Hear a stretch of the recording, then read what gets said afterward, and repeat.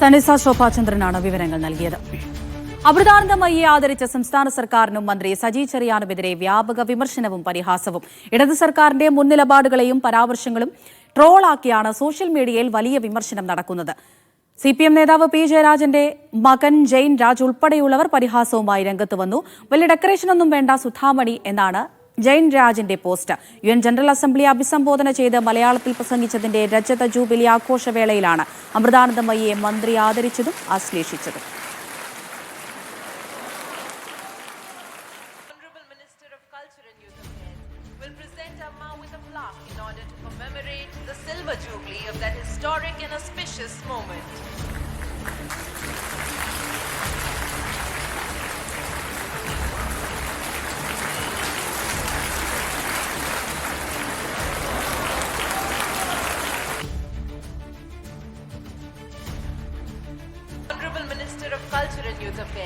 അമൃതാനന്ദമയിയെ ആദരിച്ച സംസ്ഥാന സർക്കാരിനും മന്ത്രി സജി ചെറിയാനുമെതിരെ വ്യാപക വിമർശനവും പരിഹാസവുമാണ് ഉയർന്നുകൊണ്ടിരിക്കുന്നത്. സോഷ്യൽ മീഡിയ നോക്കുകയാണെങ്കിൽ ട്രോളുകളുടെ രൂപത്തിലൊക്കെ വലിയ വിമർശനം നടക്കുന്നുണ്ട്. ഈ സൂചിപ്പിച്ചതുപോലെ CPM നേതാവ് P. ജയരാജന്റെ മകനും ഇത്തരത്തിലൊരു ട്രോളുമായി സോഷ്യൽ മീഡിയയിൽ രംഗത്ത് വരുന്നൊരു സാഹചര്യം ഉണ്ടായിരുന്നു. ഏതായാലും UN ജനറൽ അസംബ്ലി അഭിസംബോധന ചെയ്ത് മലയാളത്തിൽ പ്രസംഗിച്ചതിന്റെ രജത ജൂബിലി ആഘോഷവേളയിലായിരുന്നു അമൃതാനന്ദമയിയെ മന്ത്രി ആദരിച്ചത്.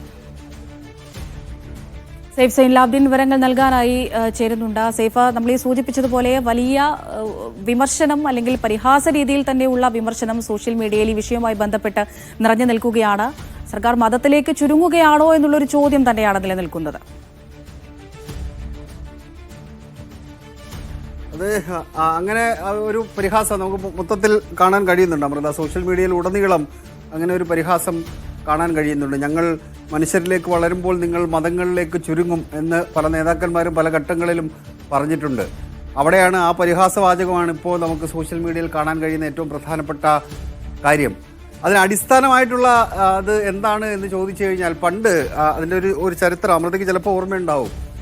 കൈരളി TV-യുടെ MD ആയിരുന്ന അല്ലെങ്കിൽ അതിൻ്റെ ചുമതല വഹിച്ചിരുന്ന ജോൺ ബ്രിട്ടാസ് നേരത്തെ ഈ അമൃതാനന്ദമയുമായി ബന്ധപ്പെട്ട ഒരു പുസ്തകം പുറത്തിറങ്ങിയ സമയത്ത് ഒരു വിദേശ വനിതയുടെ അഭിമുഖം അദ്ദേഹം വിദേശത്ത് പോയി എടുക്കുകയും CPM ആ നിലപാട് ആൾ ദൈവങ്ങളുമായി ബന്ധപ്പെട്ട നിലപാട് കൃത്യമായി തന്നെ ആ ഘട്ടത്തിൽ വ്യക്തമാക്കുകയും എല്ലാം ചെയ്തിട്ടുണ്ട്.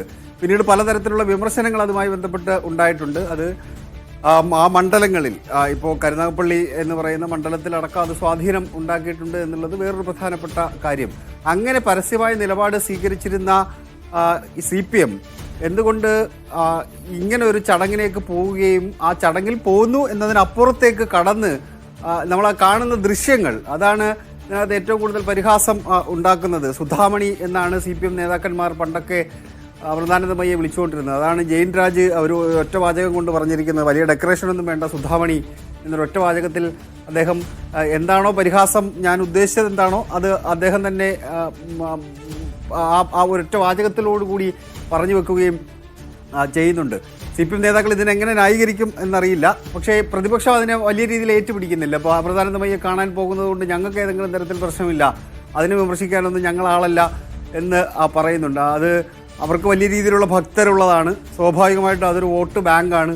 അങ്ങനൊരു വിമർശന സ്വഭാവത്തിലേക്ക് പോകുന്നില്ല. പക്ഷേ CPM-ന്റെ ഒരു സംസ്ഥാന സെക്രട്ടേറിയറ്റ് അംഗം, കേരളത്തിലൊരു സാംസ്കാരിക വകുപ്പ് മന്ത്രി അവിടെ എത്തുകയും അത് മാലയിടുന്നു, ഷോളിടുന്നു എന്നൊക്കെ ഉള്ളതൊക്കെയാണ്. പക്ഷെ അതിനപ്പുറത്തേക്ക് കടന്ന് സാധാരണഗതിയിൽ നമ്മൾ കണ്ടിട്ടുള്ള ദൃശ്യങ്ങൾ അമൃതാനന്ദമയി ആൾക്കാരെ കെട്ടിപ്പിടിക്കുകയും ഉമ്മ വെക്കുകയും ഇങ്ങോട്ട് ചെയ്യുകയാണ് ചെയ്യുന്നത്. ഇത് തിരിച്ചാണ് സംഭവിക്കുന്നത് എന്നുള്ള കൗതുകകരമായൊരു ദൃശ്യം കൂടി നമുക്കതിനകത്ത് കാണാൻ കഴിയുന്നുണ്ട്. അതിന് CPM നേതാക്കളുടെ പ്രതികരണം ഇതിനകത്ത് ലഭ്യമായിട്ടില്ല. നമ്മൾ ചില നേതാക്കന്മാരോട് സംസാരിച്ചിരുന്നു, പക്ഷേ അതിനോട് കാര്യമായൊരു പ്രതികരണത്തിന് അവർ തയ്യാറാകുന്നില്ല എന്നുള്ളതാണ് കാര്യം. പക്ഷേ ഈ പരിഹാസവും അതിനകത്തൊരു പുച്ഛമൊക്കെ ഉണ്ട്. അത് ഈ സോഷ്യൽ മീഡിയയിൽ വലിയ രീതിയിൽ CPM-ന്റെ സൈബർ ഹാൻഡിലുകളിൽ ഭയങ്കരമായിട്ട് പ്രചരിക്കുന്നുണ്ട് എന്നുള്ളതാണ്